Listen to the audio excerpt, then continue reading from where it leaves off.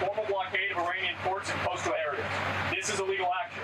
All vessels are advised to immediately return to port if leaving and discontinue transit to Iran if that is your next port of call.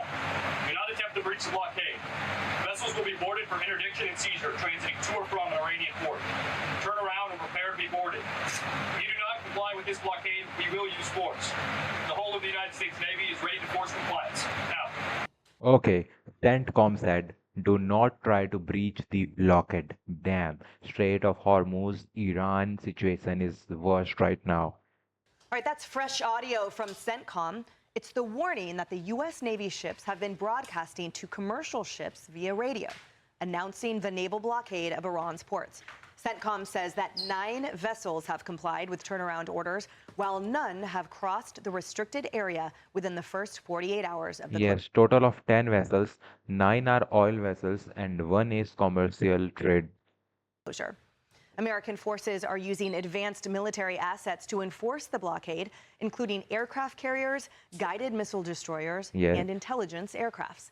Matt Finn This is all we have. Types of assets involved: aircraft carrier, amphibious assault ship, guided missile destroyers, land and sea-based fighter aircraft, unmanned aircraft, refueling aircraft, intelligence, surveillance, and reconnaissance aircraft. CENTCOM, U.S. Navy, U.S. Air Force. is live in Dubai on the Persian Gulf. Matt. Yes, Matt.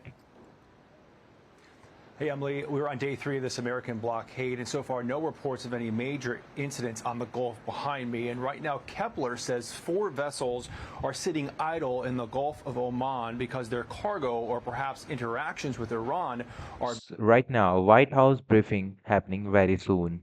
being questioned.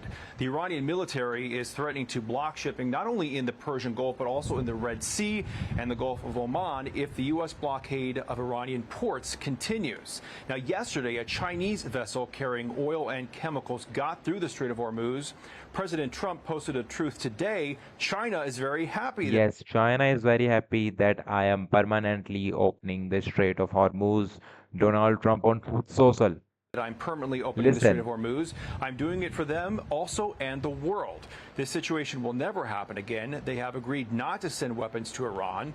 President Xi will give me a big fat hug when I get there in a few weeks. We are working together smartly and very well. Doesn't that beat fighting? Yes, this is Trump said China agrees to not sell weapons to Iran. Yes. Now, Saudi Arabia is pressuring the United States to drop the blockade. Reuters reports that a high-level Pakistan delegation is also in Iran today for ongoing talks. And the 2-week ceasefire that winds down next week, well, Bloomberg reports that the U.S. and Iran are considering a 2-week extension. Yes, ceasefire extension are on the way. But a senior U.S. official tells Fox News the United States has not formally agreed to an extension of the ceasefire. There is continued engagement between the U.S. and Iran to reach a deal. Now, the UAE, the country that we're in, they have said they're doubling. White House said U.S. United States has not agreed to ceasefire extension. Down on the relationship with the United States, and they are willing to consider joining the U.S. if any force is used out on the Gulf. Back to you. Yes, Matt Finn, thank you and stay safe. Thank you, man. Thank you very much.